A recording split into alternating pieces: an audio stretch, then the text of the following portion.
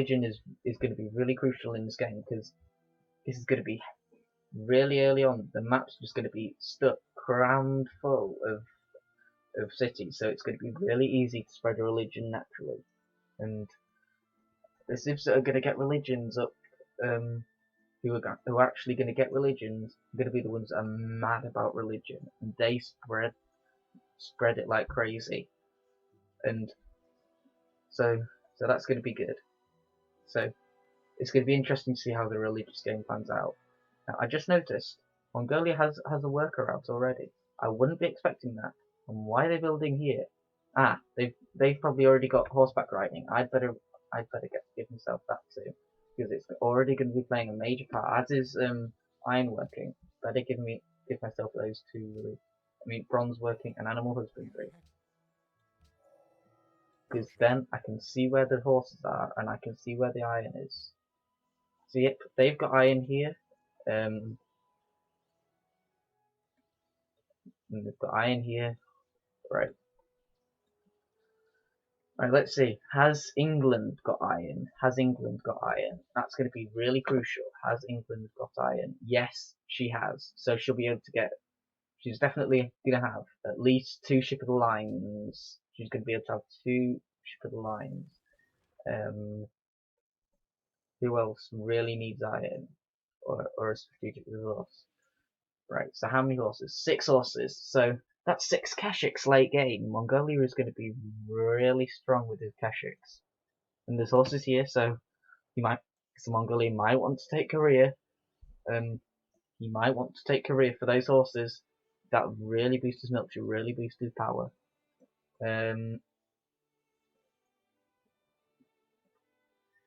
But who else?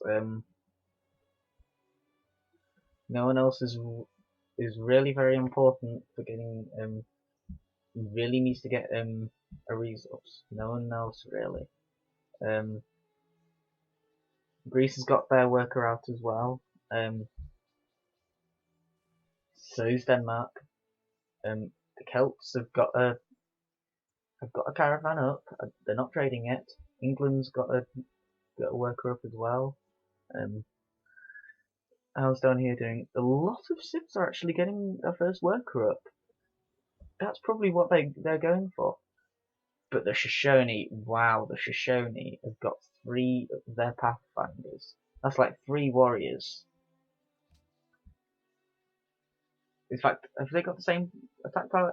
Yep, they've got the same attack power as warriors, but they can move as far as scouts. They are really powerful units early game if he uses them correctly. Right, Polynesia is about to meet Japan, or has already met Japan. So as I've already said, Polynesia is a really good civ for just exploring around, getting places. He's in a key position between America and Asia, and so he's gonna have good diplomatic relationships with a lot of people, or it could be quite the opposite. He's gonna have a really bad relations with everyone.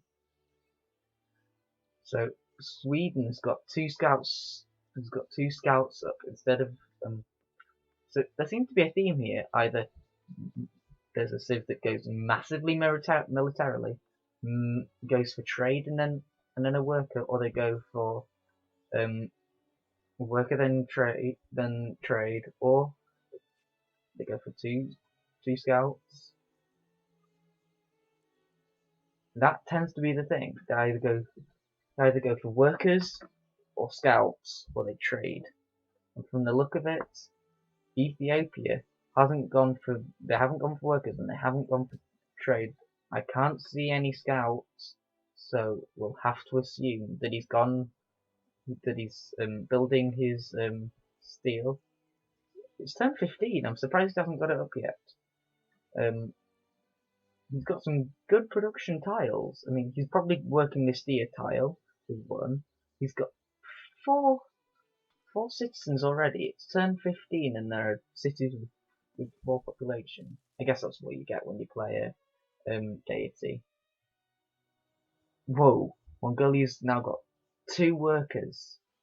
2 workers. I wouldn't have 2 workers. When we get later in the game, I'll have a look at what social policies people have adopted, but not this early on. Not this early on. Because no one will have really had a chance to adopt a policy. He says, looking at whether anyone's. Yep, we've got a couple of people with them, but the majority of people without social policies. So maybe in a couple of turns. So at the moment, it still seems like there's only one pantheon. Is there only one pantheon? Yeah, the Celts. So 4 turns after Japan gets to Mount Fuji, he will, as soon as he gets there, right, he's already there, as soon as he starts working this tile, which he probably is, with his population, he'll be working this, he's going to be working all his land tiles, probably. Maybe not this hill, he might be working the coast, but if I was him, I'd be working this. You know what, his city's probably starving.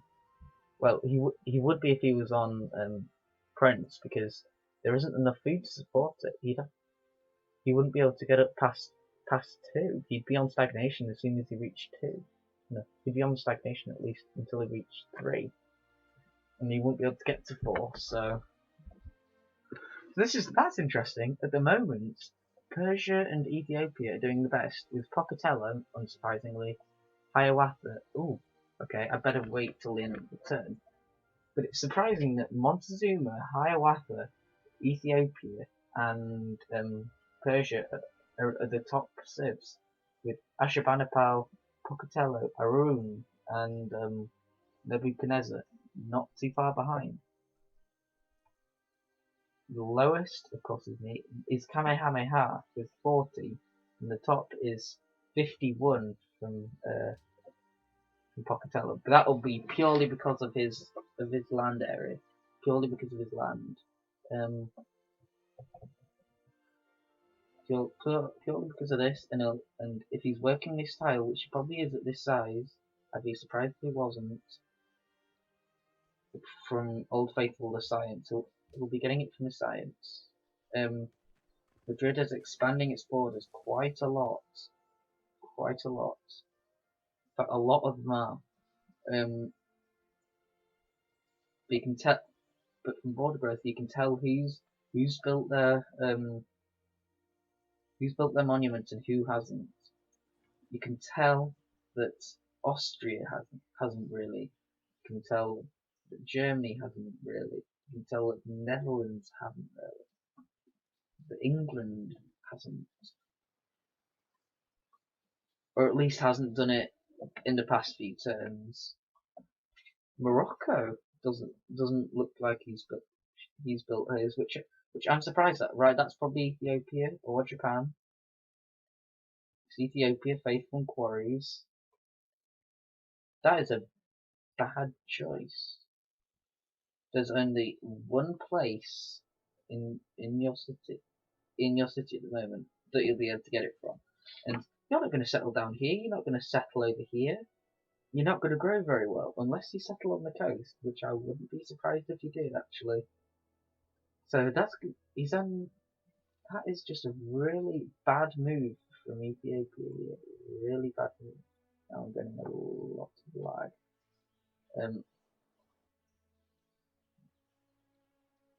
Whoa. Spain has lined up her troops along her border, so she might go to war, but it's a bit early for war. This is a really aggressive move, stopping stopping Portugal from sending her troops out to explore. Now, if someone was to do this in the multiplayer game, you'd be raging at them in the chat, or you would have declared war on her already. That's what you would have done. Probably. Who knows? But that's definitely what I would have done. I would be declaring war on them. I wouldn't be raging at them in the chat. I wouldn't give them a chance to explain themselves. Has Indonesia showed any signs of deep sea sailing? No, but he has got Krakatoa. Now, if he works Krakatoa, which he might at this size, who knows? He'll definitely be working the truffles. he'll definitely be working the cattle, and with his last one, he probably will be working Krakatoa. He'll probably be on stagnation though. That's the only thing. He'll be on stagnation. 2, 3, 4, 5, 6, 7 actually. So he'll be growing, but very slowly, very slowly.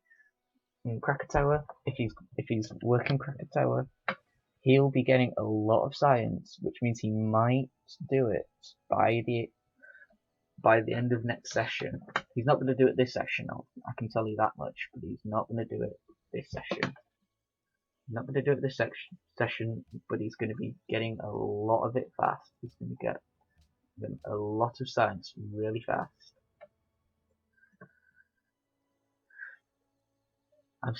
I'm disappointed at you, Haile Selassie. I'm really disappointed at you, Ethiopia.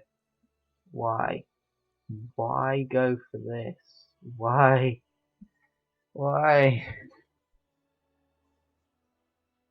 I want 12 score. How am I so high on the score? For my technology. So, just by the fact I've got 3 techs. Ooh, she's tidied up her military a little bit, but if I was Portugal, if I was Maria, I'd be scared of Isabella. She's definitely focusing on military. She might even go for a domination victory, but I wouldn't want to be messing with Spain right now. I mean, she's got the biggest in the game, followed by the Shoshone because she's been building her. He's been building up his Pathfinders, and Sweden, Inca, and Portugal because they've all got their scouts up. Then there's Ethiopia and Indonesia. How's Indonesia so high? Indonesia's. I know why. Because of his high city defense. That's why. That's why he's got such a big military. Then there's the Ottomans, the Aztecs naturally, and then the rest will have only got so high. The only reason Egypt is so high is because Egypt, India, and China. The only reason they'll be high is because they've got a good city defense. Everyone else, they haven't built any scouts. But apart from that, it'll be fine. If we look at the military graph, well, obviously I'm gonna be up there, so we can definitely see that Spain has been growing her military. And who's this? I think who is this?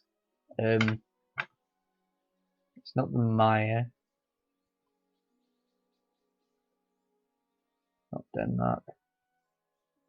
That's a Shoshone. The Shoshone have got high, but everyone else is really close together. The Shoshone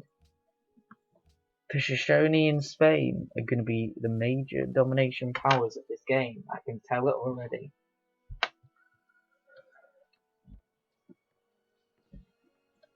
Now, one thing you will have noticed now is that Rome,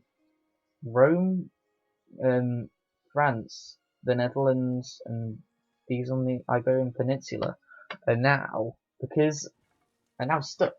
In fact, they were stuck from the beginning, pretty much, but they're now stuck in this little part of the map until they get optics and until they get sailing. Because until that happens, they can't get past these guys. But of course, the AI won't think anything of that. Oh, Babylon, you just popped it. I hate when AIs do that. Anyway, because they can't get past, and the AI won't get angry at other AIs because of border expansion. Of course, if you're playing against human players, you'd be really angry because you'd be accusing them of doing it on purpose when they haven't. Probably, maybe they have if you're playing against me and you know the map well, but they're not going to take anything from it. They're just going to be like stuck. It's like, okay, we're stuck on this. Might as well build up my military and invade one of them. That's what they might be thinking. Except everyone on this side is really peaceful. So maybe they're not. Maybe they're not. If I was playing, if I was Rome, if I was if I was playing as Rome, I would be building up my military because I'd be going for a military victory as Rome. Now I know that Spain's preferred victory is a domination victory, and all these others will. Rome will go for a scientific victory because that's what he does. But everyone else, they'll be going for cultural. The only reason they'll have a military is for defense because they're scared of the nearby domination victories. Because Spain will go for a military, Carthage will. There'll be Poland that will. There'll be the Huns. There'll be the Ottomans, and they'll be defending for if they decide to attack. And, and you can probably think that history has you can think that the only reason Ethiopia is such a defensive civ, defending against a bigger thing, is because the Zulus. Because the Zulus in the early 1900s would be I don't know much about African history, but because of their close proximity, the Zulus will be will, if I'm correct, be often at war with Ethiopia throughout its history. So who knows? But that's just my theory. That's my theory. Moving on, I think that Japan is going to be the next person to get a pantheon, and then after that, who knows? It'll be all about who's mad about getting a pantheon up. My bet is that Spain is probably going to have one. Spain always goes for religion. She usually goes for religion. There's Carthage with a settler here now. Songhai is probably going to go for a religion. Anyone really, any of these three here is going to go for Islam. Songhai, Egypt and Arabia, they're all going to go for. They're all going to try and get Islam.